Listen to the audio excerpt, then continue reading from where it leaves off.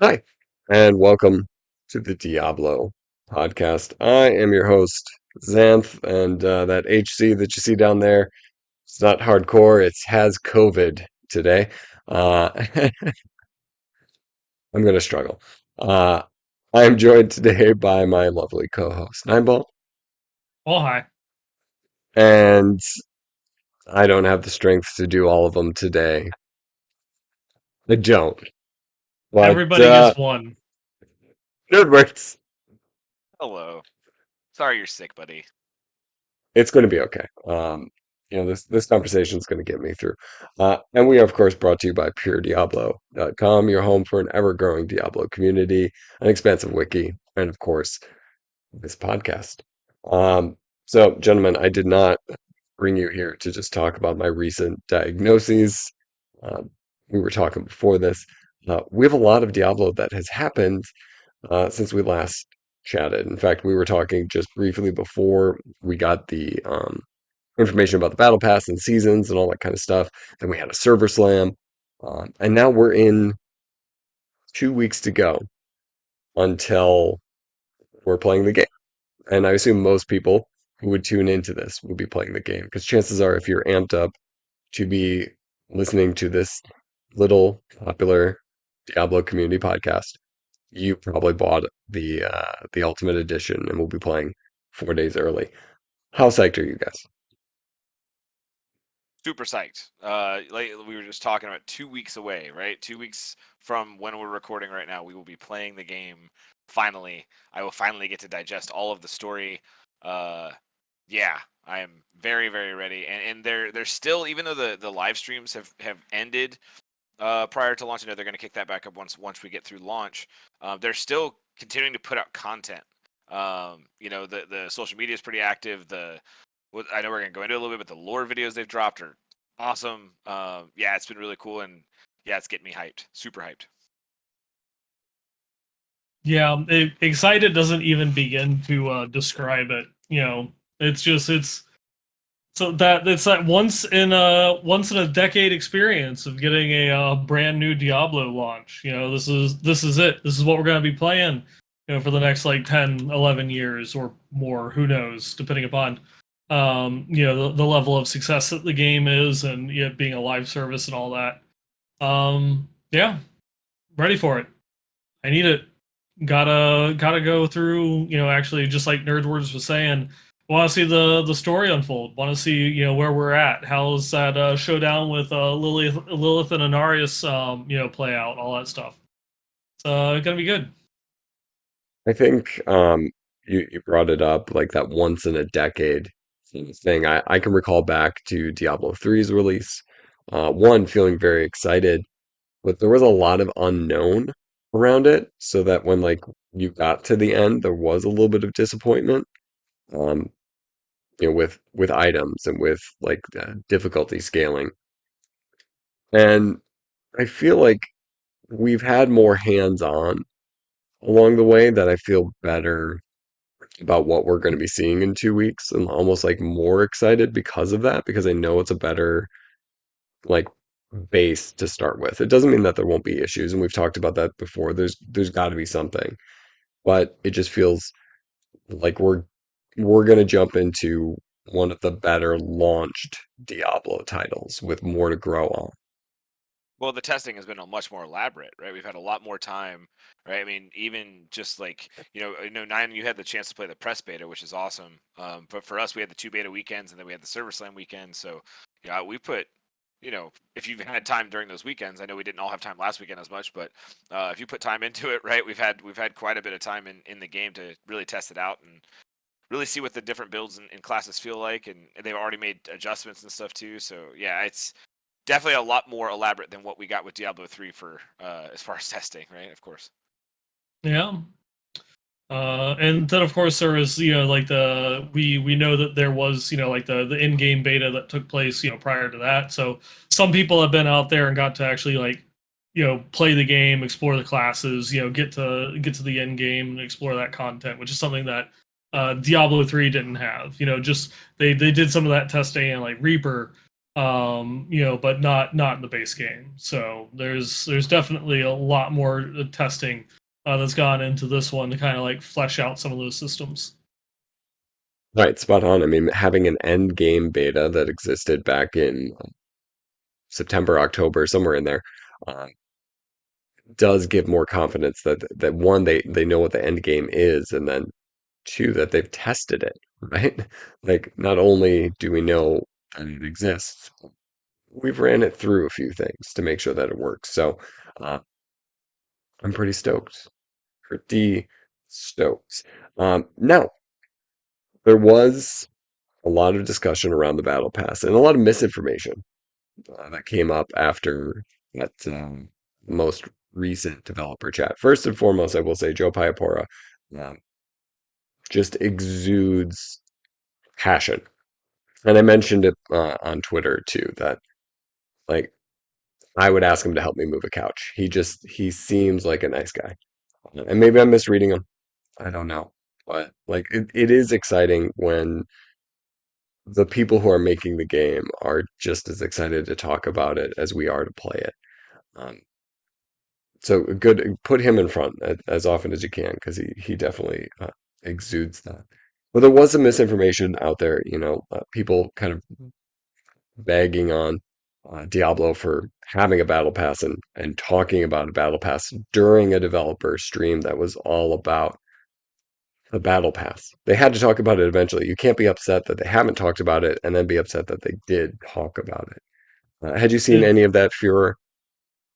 I mean, it's literally one of the most requested discussion and topics that has come up. Since like the announcement of the battle pass has been, we want the details. Can you pay for power? What is the progression system like? Whole various other questions.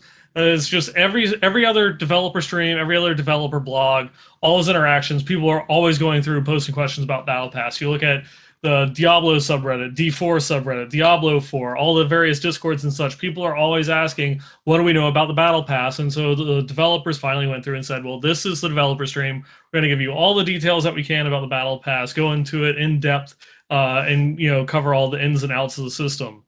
And then there's people like on Twitter, on Reddit, all those types of stuff that were all like, oh, battle pass, boo. They spent the entire dev talk talking about the battle pass. It's like, yes, that's the point. That was the entirety of the point. Thank you for paying attention. And you probably all have seen the video. It was like the like a minute or two long, like super clip of every single time that they said battle pass, during the stream. I feel so bad because the guy that made that video did it as a joke because he's like, I have no problems with the battle pass, but I thought that this was kind of funny. And then you see all of these haters coming out of the woodwork and going through and reposting it as if it's some sort of own on them. And it brings to mind, like, my prior experience of the hashtag paid actor, because how dare someone well known within the community as being the lore guy ask a lore question at the lore panel. Like, it's just like the lack of any type of context is, not surprising. In fact, I talked about it on Twitter. The only thing that surprised me was that it took a week for that level of discourse, to reach my ears. Yeah, I would say that if you didn't expect that kind of discourse from the Diablo community, then you've not been around very long, right? Let's be honest. Mm-hmm. Our community, love it or hate it, it is very divisive. We will say that, right? Even Diablo 2, obviously went through that. Diablo 3 definitely went through that in a big way, and Diablo 4 is going to as well, right? The honest truth is that like Diablo crosses a lot of generations. Most of us are a little older, right? We're in our middle age at this point. Diablo's not a younger crowd type game, though Diablo 3 did pull in a lot of younger players, right? But gaming's evolved a lot in the last 20 years, in the last 30 years, and your average 35 to 45-year-old person probably doesn't love a battle pass because they're not used to that system, but your average sub 35 person is probably pretty used to that. Or if you're weird like me, you're in that older group, but you just play everything, so you're used to it too. So the battle pass is pretty on par for everything that's out there, right? I mean, you've got the free tiers. There's 27 tiers on the free pass. Then there's 63 more, so it's a total of 100 tiers for the premium pass. They've got the accelerated pass, which is a little more expensive, but allows you to jump ahead, which is just like what Apex Legends does, what Fortnite's done. Allows you to skip ahead if you have more time than money. Go for the cheaper pass, play to your heart's content, earn it all. If you've got more money than time, you can pay a little extra to jump ahead, but you don't get anything more than what everyone else got, except for that little wing emote, which it's an emote. It's not going to affect your gameplay. And let's be honest, if you're stopping in Diablo to do an emote, you're probably not actually playing in that moment anyways. You're just waiting on a Shava to spawn or something. So I guess one thing is they did say that it was mislabeled in the blog. That is not the Wings of the Creator emote in that premium battle pass. It's something else. Oh, okay, good. Well, yeah, Yeah. that's even better, right? So Yeah. but yeah, There is still like going to be like an emote or a cosmetic or something that's tied to that's exclusive. It's exclusive to that $25 tier, as opposed to like the $10 tier. I think that was like the only thing that I was kind of like meh on was just like, like just do it, just keep the $25 as the accelerated battle pass without adding anything else to it. But say la vie. Yeah, well, and that's it, right? Like it's again, I play a lot of games that have those currency purchases in them, right? Like NBA 2K is a big one, right? Like NBA 2K, you buy currency to buy packs, you open those packs, you create your team, and you go play with your team. So for people that play a lot, you can grind a lot and earn those packs and make your team. People that can't play a lot but have more money can buy more packs with real money and then put that into their team too. So it balances out over time. There's always some ups and downs for it, but this is way less aggressive than that. At least the cosmetic will be there for anyone that wants to go shame the whales, as it were, as you like to call me, Xanth. But at the end of the day, I think that like it's par for the course. I think that we're still going to need to dive into it and kind of see how it plays out, because my biggest knock on it is really the knock I've had on the entire creation of the game so far is there's just another currency, right? Smoldering ashes, right? It's just like, how many goddamn currencies do we need? It feels very off-putting for me, but hey, you know what? Again, games have kind of evolved in that way, and maybe when we get in, it won't be a big deal. Lots of games have lots of currencies. It feels really weird to have that many different kinds of currencies in a Diablo game. But that's really nitpicky, and honestly, not anything that's super alarming. It's just annoying, because like I have to remember what the cinders do versus what the smoldering ashes are going to do versus what the obols do versus I'm sure once we get in, it won't be a big deal at all. But without hands-on, like we've said before, it can be a little overwhelming when you're talking about all the different systems. But the other side of that is there's so many systems that they need that many currencies, and that's pretty good, So overall, I'm excited. I'm getting the battle pass. I have the ultimate edition, so we get that with the ultimate edition, anyways. And like I said before, like if paying $10 a season gets me more Diablo content down the road in the long run, helps continue to fund the team and the content for my favorite game series, I will continue to spend money on it, even if I don't play it. Honestly. Well, you bring up a good point, words, and I'll ask you this as somebody who has delved into passes. There are 2 points. So first, you brought up before about how, if the battle pass will pay for a future battle pass. Yeah. And they did allude on Twitter that that is not something you are able Yeah. to do. So I'll get your thoughts on that in just a second. But from a battle pass virgin, what one are you going to get? Are you going to go into the 25 or are you going to go into the 10? Well, And we get why? the 25 with the ultimate Well, edition, right? let's say down the road. After that, Yeah. right? After that, I'll just get the regular one. I'm definitely going to be putting the time in. It really, if you're a consumer looking to go in and figure out what you want to do here, it's really about your amount of time played, right? Like, if you feel confident that during the season, and if completing the battle pass means a lot to you, then follow along. If not, then you don't care about this anyways, right? So, but if you care about completing the battle pass and you really want to do it, but maybe you don't have a lot, maybe you've got vacation, for the first couple weeks of the month or something, right? Then you might want to jump into that accelerated battle pass, pay that extra $25. It really is $15 worth the time for 20 levels is really the question, right? Is that extra 15 you're paying worth the 20 skips in the pass? And how much time does that save realistically? Is that 2 hours? Is it 10 hours? That's really going to be the telltale sign for it. So until we get our hands on it, it'll be hard to say, but knowing myself and knowing how much I sacrifice my own bodily self-care and sleep to play Diablo already, even for a Diablo 2 ladder when I played that game for 20 years, and Diablo 3, which we played for 28 seasons now. 29? Is it 28 or 29? I forgot. I don't 28. remember. 28, yeah. Yeah, I know that I'm going to know life every season when it drops as best I can, and I've never had trouble completing Season Journey in any Diablo 3 season.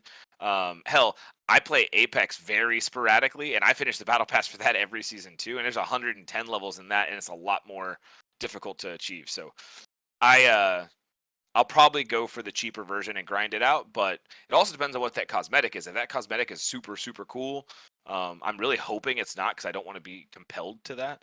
But I'll probably That's my fear. right. I'll probably stick with the $10 one, but because I mean, look, I will say $25 for a battle pass every quarter is an additional $100 a year.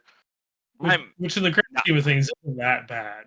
It's not, but I'm No. not broke. I could afford that, right? Would 20-year-old me have felt the same way? Maybe not. I don't know, So it's hard to say. I know me right now, I don't have a problem with either of them, but I'm still going to buy the cheaper one. It really just depends on what the shop looks like too, right? Because if there's really good skins in the shop I want to go get, then I'll probably spend more of that money there, whereas I wouldn't, normally. But if there's not, then I might go get that accelerated battle pass to save myself some time. If I'm going on vacation, it'll save me time, things like that. So it's really kind of, we'll see how it goes, but probably gonna stick with the cheap one. I mean, because also like one of those other ones you're commenting on. How much time does it go through and save? One of the things I've seen in some other systems, namely Immortal, is that and that they kind of talked about it on the stream that if you go the free tier and then you go up to the premium battle pass, that it will then backtrack all of the rewards, like they'll always be there. And something that I've seen like some people do. I'm 7 levels away. I'm not gonna make it to the end of the battle pass. I've got 2 days left in the season. I'm going on vacation.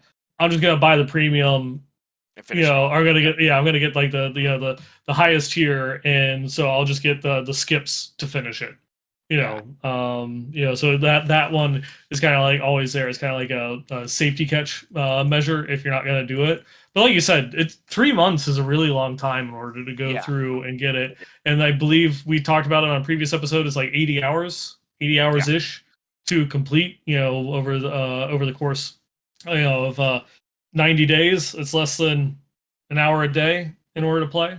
And just speaking from Diablo 3, I probably put 80 hours in the first week to 2 weeks of a new season, especially if I'm really playing. So, yeah, it's really going to depend. But to answer your other question, I will say I am a little bummed about the currency piece. You're selling. You had me hoping, man. All these shows you're going through and selling it, you had me hoping. I thought it would be there, man. I really did. But especially because the game's $60. Like, you're already paying for the box game, right? Whereas like Apex and Fortnite and all these other games that have those battle passes, that you pay a certain amount of currency to get, the premium pass, but you earn all of that currency back, right? So again, Apex, they're on like season like 14 or 15 or something like that. And season 1, I paid for that currency, and I've never paid again for a battle pass because I've earned enough every time. So I paid $10 one time. That's it. And that's a free-to-play game. And it's in there for that. Whereas Diablo is a $60 game with the battle pass, and it's not in there for that. So that is a little disappointing, if I'm being honest. I think that's kind of a little cheap. But the other side of it is that Apex and games like that are a lot more aggressive with their skins and like their little microtransactions that they do. So I just hope Diablo 4 doesn't have that aggression too, because if it has that aggression on top of it, that's really going to rub me the wrong way. So I think you bring up a good point. One of my worries, like going forward, is how sustainable the battle pass is. Not from a perspective of like it's predatory or anything like that. I think it's totally fine. Honestly, after I watched the whole thing, I was like, great. I don't care because I wasn't pushed away from it. One of the things that they really highlighted was how totally fine a lot of the in-game stuff is that you don't ever need to go to the Mhm. shop. And that to me is the fear. Like the shop needs to make money, right? They need to sell things down the road. And if my character always looks good enough, like why would I ever buy something? Right. And like that, like Path of Exile, your character looks like trash the whole time. Even when you get to the end, like you can maybe mix together something, but like it always kind of looks like ass. Where like a shop armor is like, oh yeah, well, I've been playing this game for a year. I can spend $60 on a pack. I'll get a nice armor and do some other stuff. And like you can justify it. Whereas I think Diablo's done a really good job of making me go, yeah, I probably never need to go to the shop. Let's hope it stays that way, and that's the hope, right? Like, I And- hope it stays that way. But If like it the other becomes side of where, I also want them to make money so that they keep putting out good content, right, right, it's a balance. It is. right? I am curious as someone like I haven't played Immortal since launch. I played probably the first month, and then I kind of stopped after that. I've jumped in here and there and piddled, but haven't really like gone through. But like, man, if you're buying the battle passes for Immortal and Diablo 4, that's gonna start stacking up, right? Like, Well, I mean, like Immortal, they're actually what is it? Immortal is like $5 a month. So yeah, they're $15 versus $10. yeah, So I guess Immortal does have like they also have like that empowered battle pass for 15. That's the same thing. You get like the 10 skips plus I think it is because I haven't gotten one of those in a long time that the $5 battle pass gets you the cosmetics as well as like all of the other like goodies and stuff, but it gives you the armor and the weapon, and then the premium battle pass that includes the level skips. Also gives you the portal, so yeah. you get the town portal transmog. I think the other thing that's going to get me too is, and more so than even the battle pass stuff, is that like if there is like a skin or transmog or something that's super badass, but you have to unlock it in like Immortal to get it, that's going to really frustrate me. So I need to like catch up because I haven't played in so long that like I need to get to a place where I could complete things in Immortal easily, and I'm definitely not there with my character in Immortal, so might need to jump into that at some point. I think that they did announce something. Bastards! I knew they would. I Yeah, mean, it'd be dumb if they didn't, but bastards. yeah. Well, I mean, it's what was it? I mean, while we're talking about Diablo Immortal, they did just recently announce that they're finally adding a new class into Immortal, which they didn't say what it is, but it's like the world's like it's the worst kept secret in Immortal because the Blood Knight had been data mined before the game even came out. So and then they dropped the blood and vampire puns in there, so it's already like yeah, it's the Blood Knight. But let's see. Um, Diablo 4 launch celebration with Diablo Immortal. Creation of Sanctuary by Inaris and Lilith is a storied tale. Its impact can still be felt today. The Merciless Monstrosity event, Children of Lilith Battle Pass, and the Hatred's Heritage Phantom Market will be experienceable expressions of Sanctuary's matriarch. Our opportunity to let sin flow freely will arrive in early June. So it looks like I guess it's more of like Diablo 4 cosmetics in Immortal than it Yeah. is tying it back into I'm sure there's Diablo going to 4 be some itself. reciprocation there, though, right? Even if it's not right Oh, of off the course. bat, right? I'm sure there will be. They always do that with their games, right? Like you get Yeah. stuff in WoW for Diablo 4, so yeah. So I mean, we'll see how it plays out. But I And am incredibly disappointed with the lack of currency. I think that that's a missed opportunity, and I think that like that's always the good selling point for that battle pass. But they had a I, reason for that decision. So yeah, and also going back and rereading this does remind me of one thing that I do hope that they don't do with Diablo 4 is the Immortal has the Phantom Market where you have to buy a different currency. So you use the in-game currency to buy another currency that you use to play roulette. And so it's just like just keep everything in the Diablo 4, not the battle pass, but like the Diablo 4 item shop or the transmog shop, cosmetic shop, whatever. Keep it just fixed price that I want that thing. I pay that one price because that was one thing that did really rub me the wrong way is that they finally introduced like an Imperius skin in Immortal, and like he's like one of my favorite angels. Sorry, Tyrael's wings, but Imperius is Bay. That they it was in the Phantom market, so it was you buy you buy that currency and you roll, and then the cost increases every time. And the chance of getting the skin, it starts at like 0.5%, and then like goes up a little bit every time you get one of the other things. But in totality, in order to actually like guaranteed to get the skin, which even if you're like down to like the last two items, it's like it's like a 95% chance to get this one item and a 5% chance to get the Imperius skin. It was like $160 or something like that. And it was just like it's not worth that. Yeah, that's I'll really spend silly. I'll spend like the $20 worth of orbs that I've had sitting on my character since like August of last year. I'll throw that in, and I didn't get it, and it was like, well, that sucks. So definitely I don't want gambling in the Diablo 4 item shop. It's like literally just I don't care. Like it was like if they had made that Imperius skin like just cost $25, which is like the price of some of like the premium skins that they have in the game. Hell, if it even cost like $40, I probably just would have bought it. But because it was like the little gambling aspect, it's like, no, I'm good. I'm not gonna spend that much money. I'm fine. It's just not worth. It's just not Yeah. worth it. Well, So here's please, just everything Diablo 4 transmog shop, Blizzard, if you're Yeah, listening, just and if fix Blizzard's costs.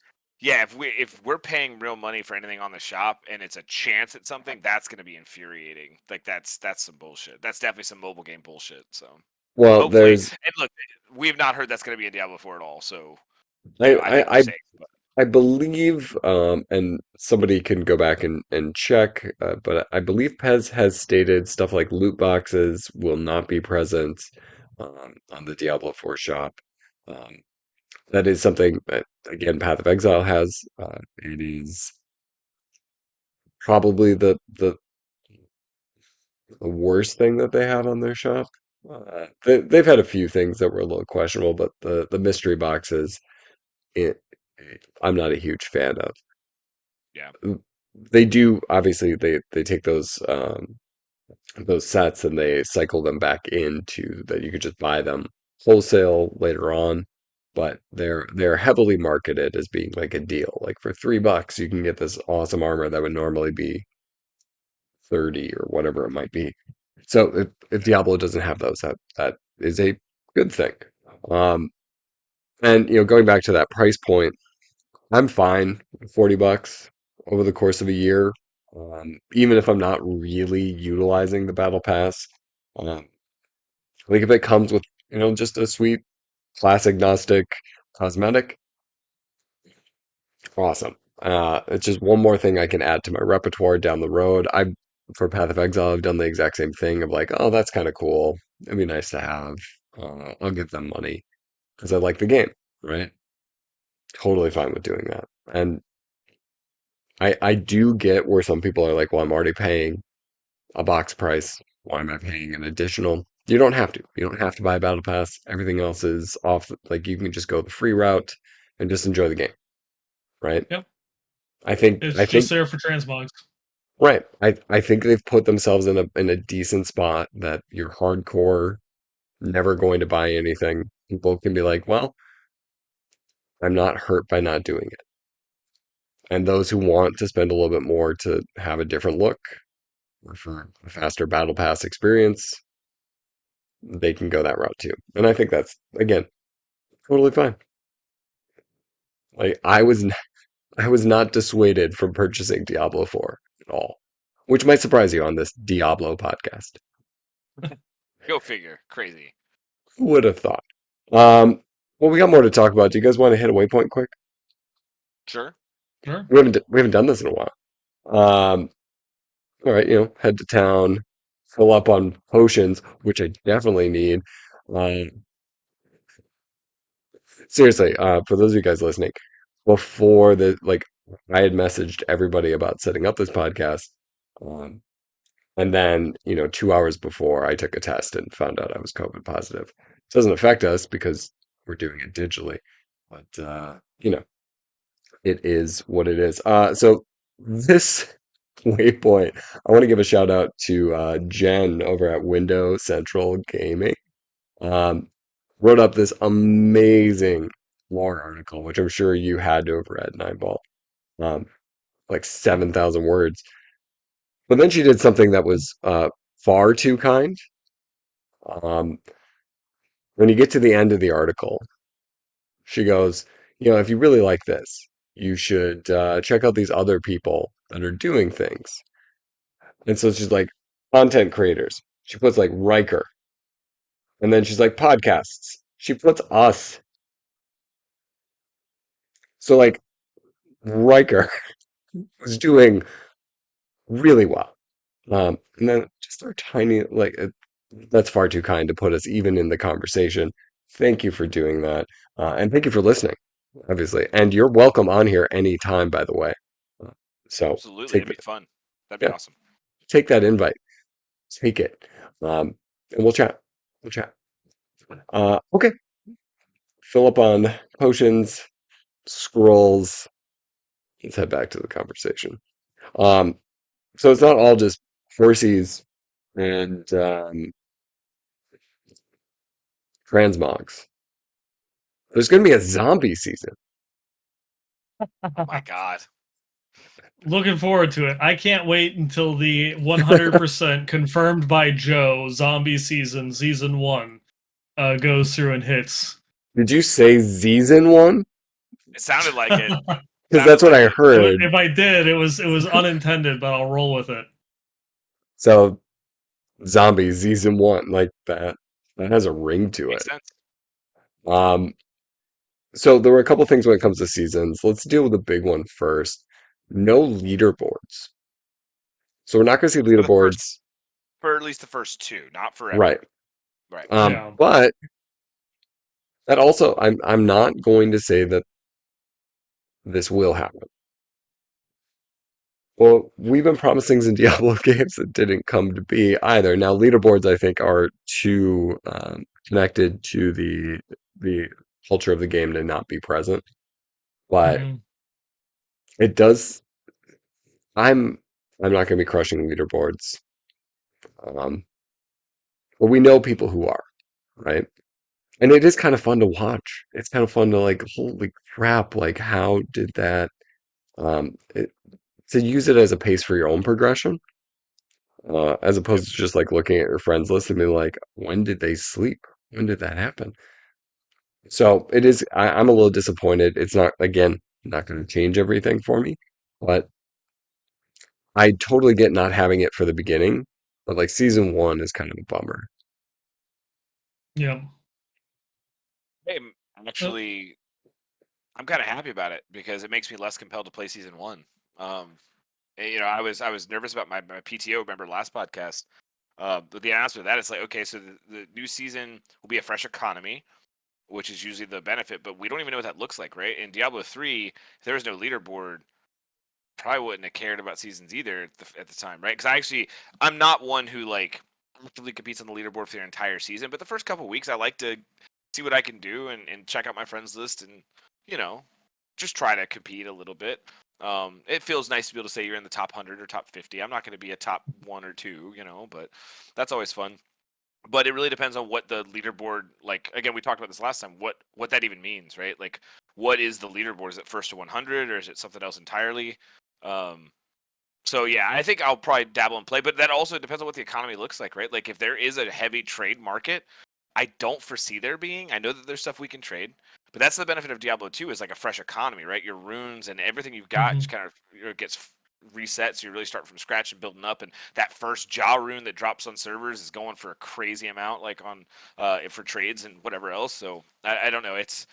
We'll see how it plays out, but I think it will allow the game to kind of become what the game will be prior to instituting those leaderboards, and then how it evolves after they implement those will be really interesting for sure. But it honestly just made my decision even easier to burn all my PTO at the same time. So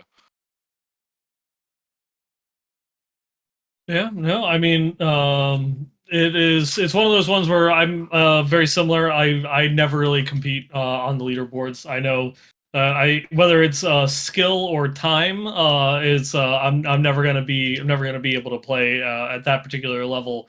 But it's important to a lot of people. Like there's a lot of even just like people that don't compete in the leaderboards themselves but play very casually.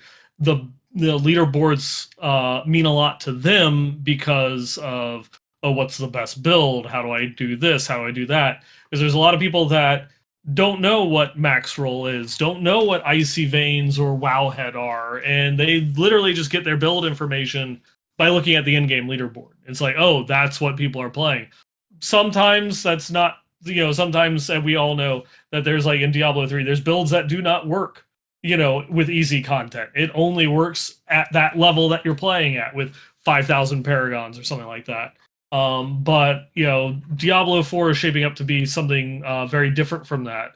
And so just having that as a resource or utility that people can see in game and be like, well, what are the top people playing?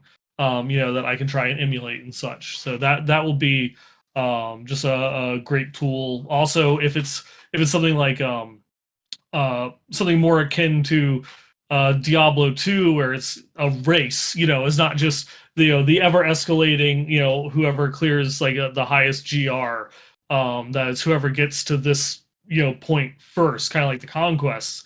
That could be fun. That's something that I've mostly due to Leviathan, but that's something that I've gotten some season first conquest done.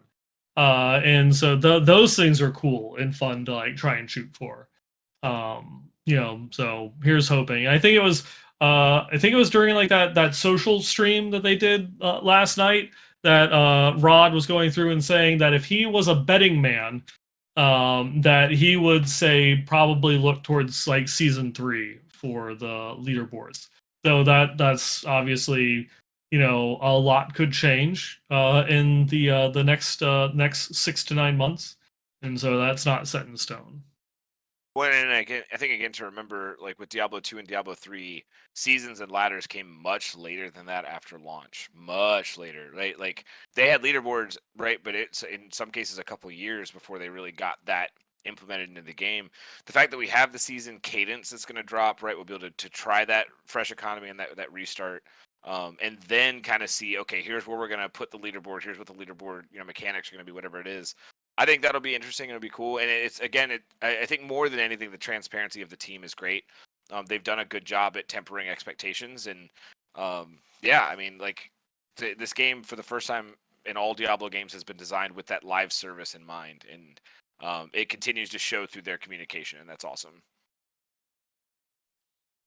I was far too even keeled about this massive departure in the Diablo franchise, guys.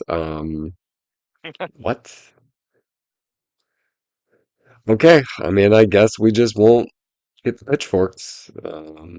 My one pitchfork is it really that hard to implement a leaderboard? Like do an Excel file, whatever, right? Like it feels like it should be easy, but there's got to be a reason. So for me, again, like Neinball, I will go hard and I might compete, right? It depends. Like I definitely try for the first little bit, but by the time you hit the second, third month, like I can't keep that pace up. I always like take that first weekend or first couple weeks and go really, really hard, and then I just kind of slow down to a more normal pace. By the end of the season, I might log in once a week, So I hope Diablo 4 grips me more than that. That would be fantastic. But I'm gonna play the game anyways. My focus when the game launches, especially for the first 3, 4, 5 months, probably will be like what me and Nine have talked about, just going through the campaign with all different characters, trying to get all the pieces of lore and side quests and little lore books and things like that. Because what I'm interested in is the injection of story that this game is going to give me as an MMO version of Diablo. That we've never gotten before. I think that's the most exciting part of it. As someone who doesn't even always actively play World of Warcraft, the story has always kept me invested in that game. So, like, I frequently, I listen to a lot of WoW podcasts, especially about lore and things like that too. So, I think it's really, really interesting how that's going to change. I mean, the entire Diablo universe and fan base is going to change with this game, one way or Yeah. another, and I think that that's awesome. I'm not really worried about leaderboards as much, but like your Teos and your Llamas and your Woodies and your Raxes, like they're probably a lot more invested in that, but they're gonna dominate those things anyways. I'm not gonna compete with those dudes. Like they've got more time and way more skill than I do, right? So I will try, but yeah, I will fall flat every time. So, leaderboards aside, we are given a little bit of a picture of what a hypothetical season might look like with zombies, which again sounds pretty solid. And Zombies? if they didn't go back and be like, okay, we'll pencil it in, we'll flesh it out, we'll figure it. Ah, is that a zombie pun? Yeah, a little bit. Yeah. In my COVID-addled brain, I'm still punny, I suppose. But the the general thought being like we get these smaller seasons, and then the word that really stuck out to me was expansions. Um, so we'll talk about seasons, right? But it did make this point of like these seasons are going to happen, but they're not going to expand the story much outside of them. They'll have their own kind of self-contained. We're going to save the story expansions for exactly that, for expansions. Um, I was actually to stop you just a little bit there. I was actually because they had talked about in like some of the comments and questions from some of the previous streams and such or I think it was like some Reddit comments that like the stories that would happen within the season would just be kind of like to explain like the story mechanic and like that's kind of it. That would just be like this little tiny thing. But then when they were talking about it in the live stream, it was actually going to be like the actual the story will kind of like flow through like the entirety of like the battle pass.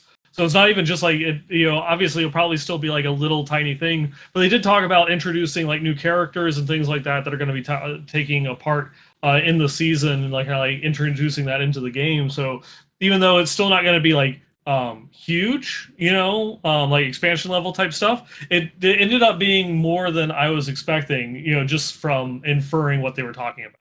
So it does seem that there at least will be some, something there.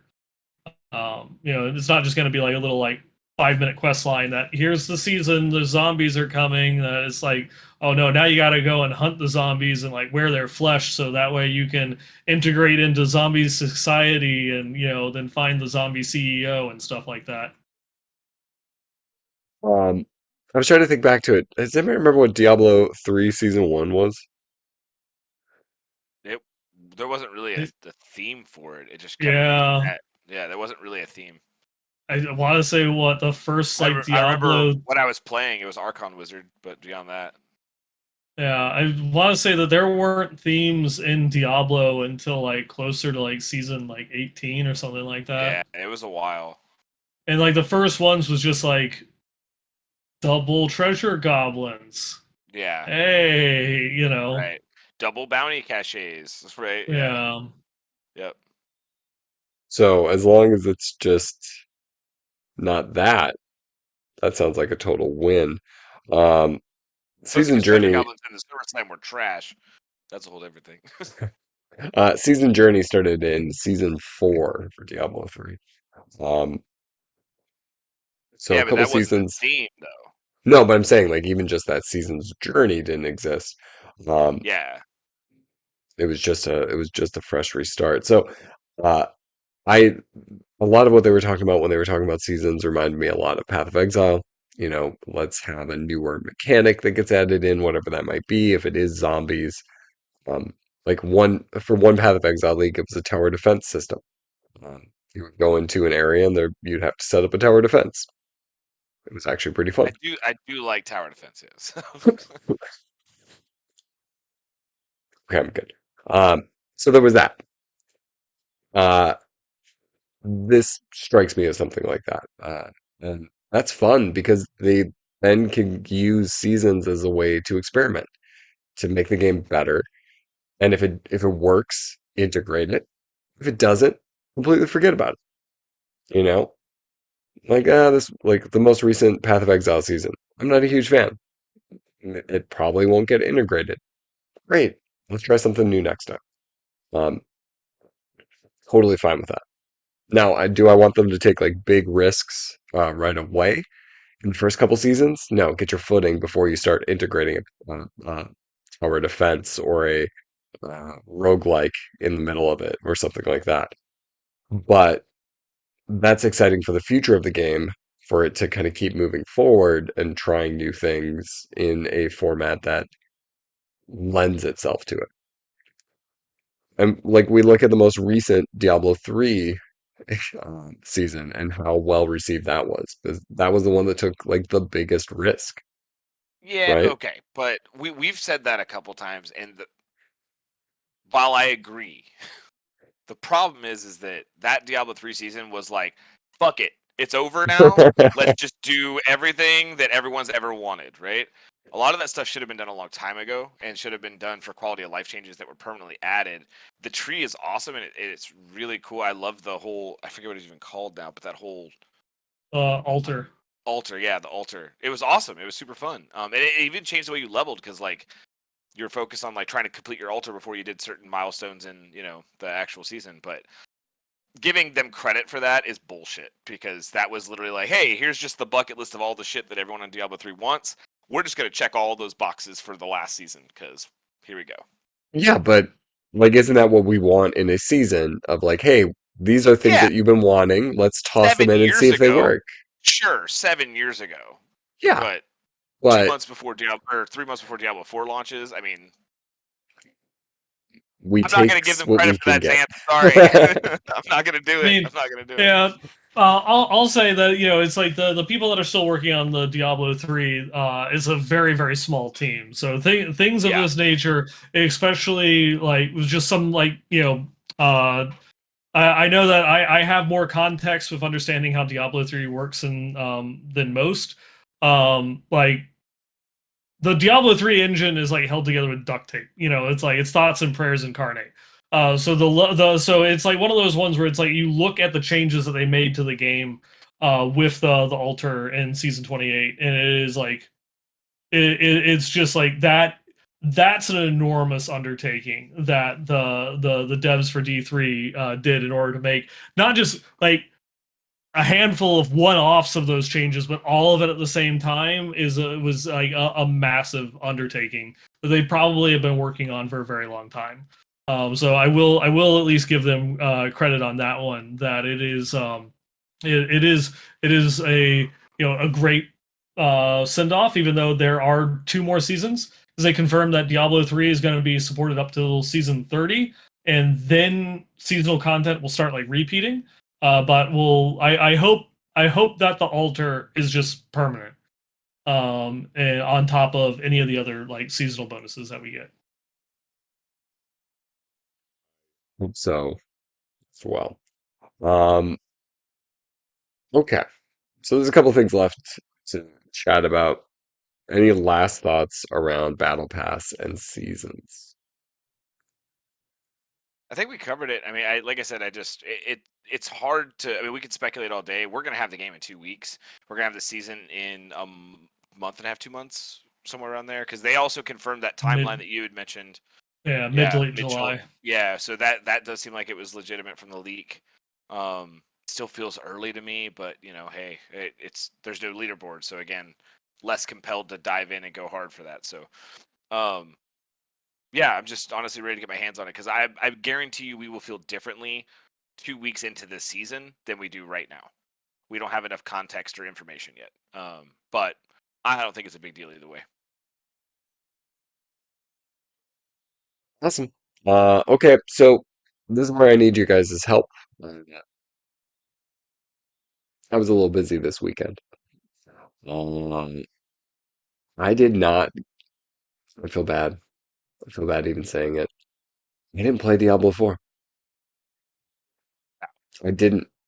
I didn't Um, want to, so we're aware. Um, but I didn't.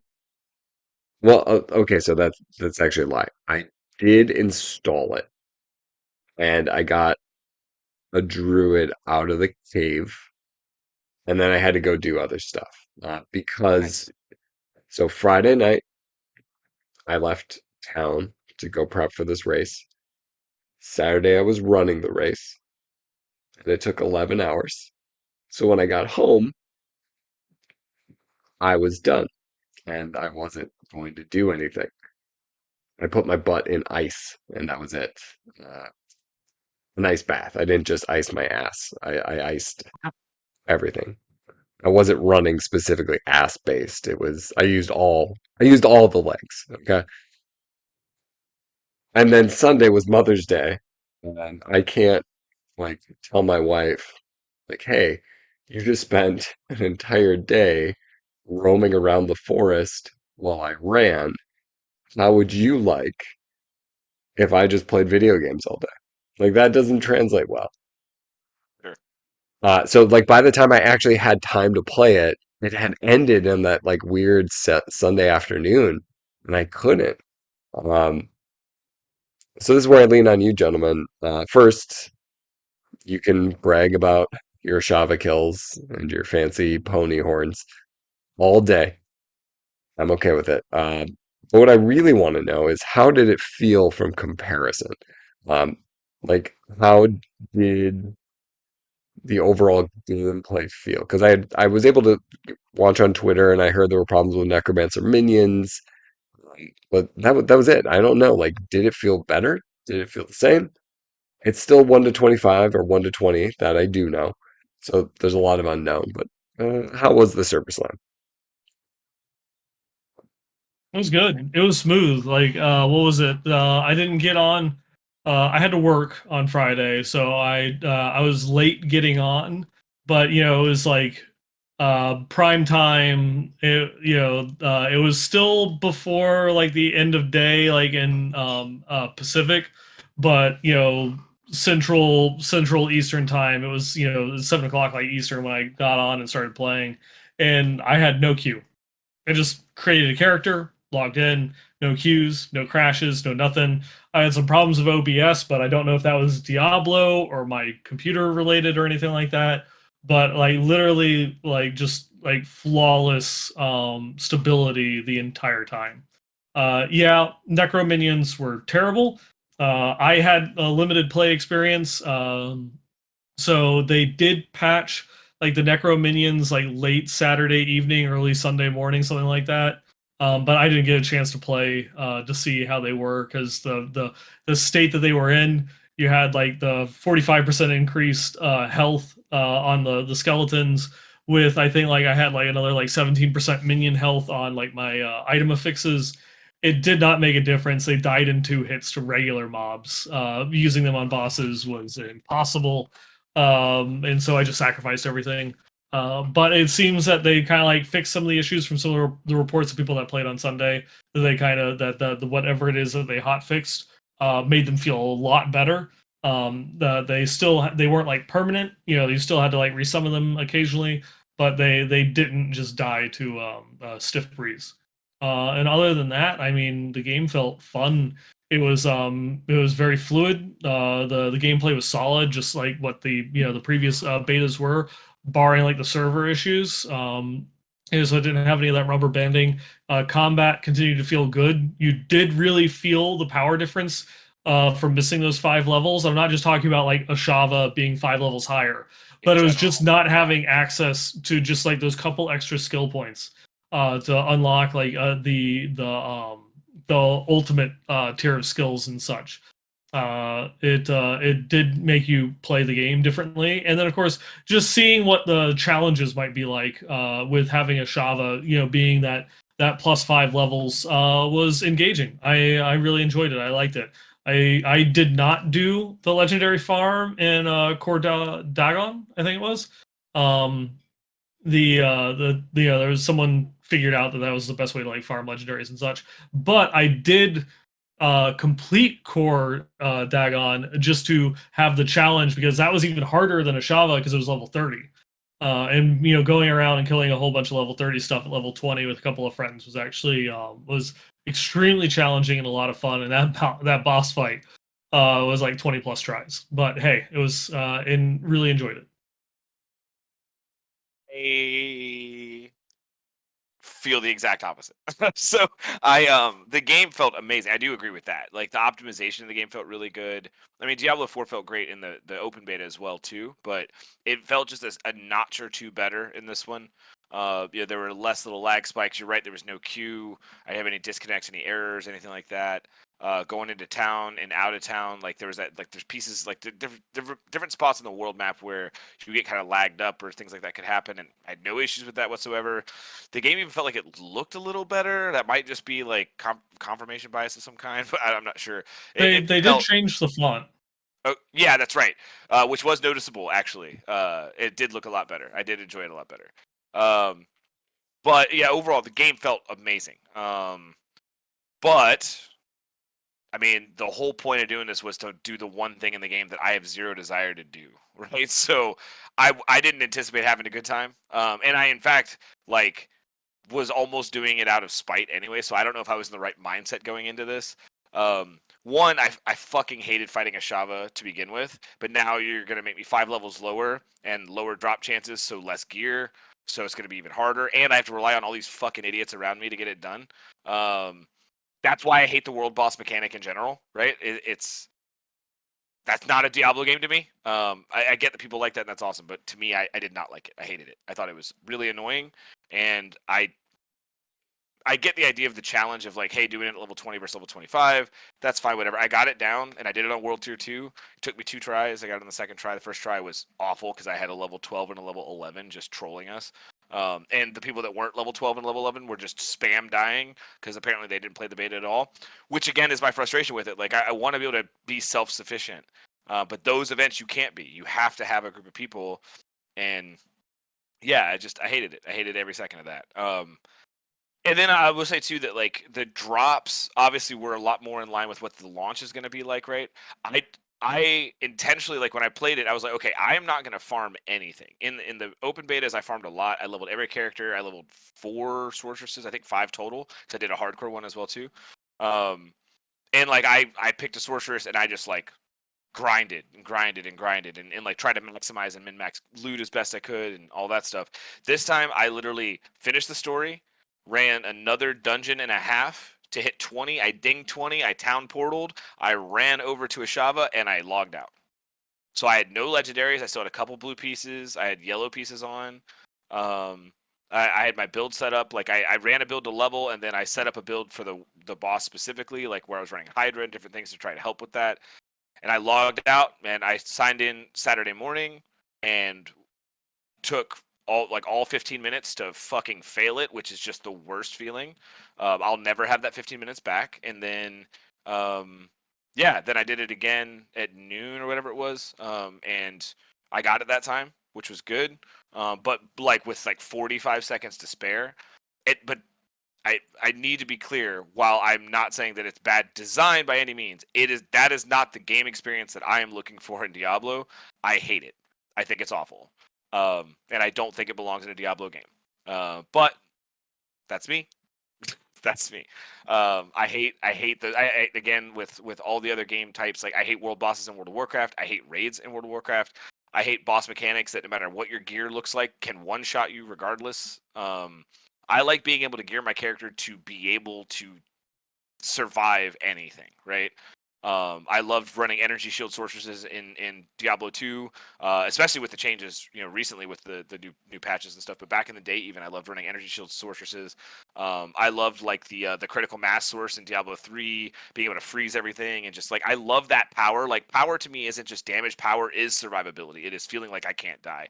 It is building my character creatively in a way where I'm good, right? And this server slam, the deck was stacked against us a bit because we were already 5 levels lower and the drops were a lot lower. But my not great world boss experience was a fucking terrible world boss experience in this server slam. I expected that though, right? I expected that. I was dreading it going into it. I was literally doing it because I was like, I'm not going to start this goddamn game without that stupid claw, right? I need to have that on my horse's butt. I probably won't even have that on my horse after the second week the game's out. But I gotta have it for whatever reason, because FOMO, they're already getting me on that shit. So, yeah. And then I will say too, from a drop standpoint, and this could just be a knee-jerk reaction because the sorcerer also got nerfed pretty heavy, especially the build that I was running. I tried running the same like chain lightning hydra build just to test it, and it felt really bad. But I also didn't have the powers that I had, right? Because I had no legendaries at all, so it's hard to gauge how bad it felt. But it felt bad, right? But level 20 Diablo 3 feels pretty fucking bad, right? So it's, it is what it is. It's hard to judge, but yeah, I did it.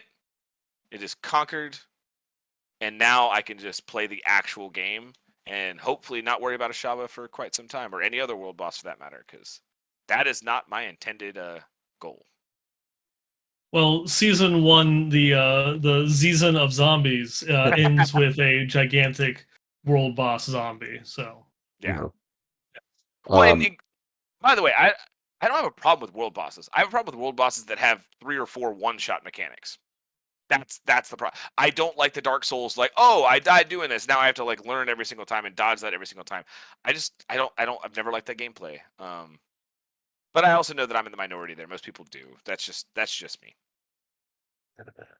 As a hardcore player, I don't intend to delve into Right. world bosses. Yeah. Not until I feel pretty comfortable. It's not something I'll be doing in the leveling process if that's an option. Um, yeah, not for me. Uh, I I will choose my death in a different manner. But they are very cool. It is cool to see the success on them. So yeah, I'm jealous of your pony horns, guys. Don't be. I'll never get that time back. Your horse, sorry, to quote Joe Piapora, the horsey. I'm gonna have a hard time not referring to it as a horsey. I will say because you guys have brought his name up a few times now, and I wanted to say this, but so I'm just gonna like awkwardly put this in here. Joe, well, Shelley, and I'm not going to say his last name because I'm going to butcher it, but the Joe you're speaking of is the perfect blend of what you typically don't see, which is a game designer who, let's be honest, are typically like sociopathic or psychopathic and very difficult at speaking publicly, and not usually the best. Most of them look like or sound like they have like bodies buried in their basement. But he like has a personality and like is really enthusiastic and energetic, and he is the perfect blend of like a great game designer who's got a great energy and can speak to the game very, very well. He's got a charisma that is not common in game development, so it is really refreshing. And Rod is great, but he's been a public face for a long time, right? Pez is obviously made for this job. I mean, he's the community manager. He does a fantastic job. Even Joe Shelley, who kind of seems like a serial killer, does really, really well. But Joe is awesome, and I hope we get to see more of him. And you do bring up an interesting point and something that we've talked about with Jay. Um, a lot of people are going to work for Blizzard or going to work for Riot or Nintendo or any sort of game company in the role of development. And like public speaking or having to like talk about it is not something that's necessarily assumed. And then you might Right. find yourself in a role where you have to do it, where it is an expectation. And, Jay had kind of alluded to like being a part of the public eye being hard, you know, as he said, like he was BlizzCon famous, right? We can walk down his street just fine, but in that realm, um, was noticeable. And I think some people can handle it better than others. I can't imagine, as we kind of, we're talking about Riker before, like, when Riker turns on his camera, he's talking to thousands of people. When they turn on those dev streams, even if it is just the four of them up there plus, probably six in the back, right? They're talking to thousands of people. The Yeah. the amount tens of of thousands. right. I mean, just I mean, like, what was it? Just like this most recent one, just Quinn's stream and the Diablo stream itself was like 30,000 people, Yeah. and then everyone else that was like restreaming it. So like that something that is completely like unfathomable to me is what that does. And I think you're right. Like it is hard to make assumptions about anybody in that role because chances are they didn't want to talk. Right. Like you want to make a great game, and then like, oh, I have to go out and chat it up. And Well, I think that's and what, let's be honest, Blizzard's been hit or miss, right? Like right. they always do this because they're pretty transparent with their development process in all their games. And some of them are fantastic, right? Some of them have been really bad. We've been lucky, right? Because we had Wyatt, who was amazing. We've had so many good people in the Diablo community that have been great speakers as well, and Joe is just carrying that legacy. Both Shelly and the P last name that I'm not gonna butcher. They're both great. The girl, I forget what her name was. She was awesome too. She was really great on the newest stream talking about the battle pass. She was great. Yeah, they've done Keegan? a really good job with it. Yeah, Yeah. Keegan, that's right. Yep. Yeah. I think I think one of the niceties of having Rod there is he does serve as, we could use it literally as a rod. Like he serves as a main target, right? He's been around and in the communities for so long and been the public face before that. Like I think he does shield a lot more of the criticism that would have normally gone to like Joe Shelley, right? I think Joe Shelley's been able to keep a much more low profile, which I think is healthy, honestly. I think like what happened to Jay Wilson is a result of having to be too much at the forefront. Um, Sure. Yeah. and the stress that Like we comes said, with it. not everyone should have that role, right? Right. Yeah, Not to say Jay absolutely. did great with it, but there's But just there have been some that have been spotty, and Joe Squared, Rod, and Keegan have been amazing. But again, Rod is like the most stoic dude. Like I feel like everything he's in, it just seems like he's got like an answer for everything. He's always got the right thing to say. Rod's really good at it, but he's done it for such a long time, man. He's a long term vet with that at this point. yeah. Well, gentlemen, 2 weeks from now, we won't be chatting because we'll be playing. I think we could squeeze one more in. I think we could squeeze one more podcast in. Just kind of get ourselves hyped because there's still stuff going on. There's meat shakes, and That was weird. yeah, we won't talk about it. There's 100% vegan meat meat shakes. shakes. Yeah, Yeah, there's made there's with a real lot. vegans. There's a lot of other things, and the next 2 weeks there's going to be more. Like if we've learned anything over this process, the Diablo team does not want to sit and go quietly. They are going to continue to build upon that hype. So I am interested to see what they bring up. But in the meantime, let's close it out like we always do with a moo. Moo moo moo moo moo moo moo. Moo, moo, moo, moo, moo.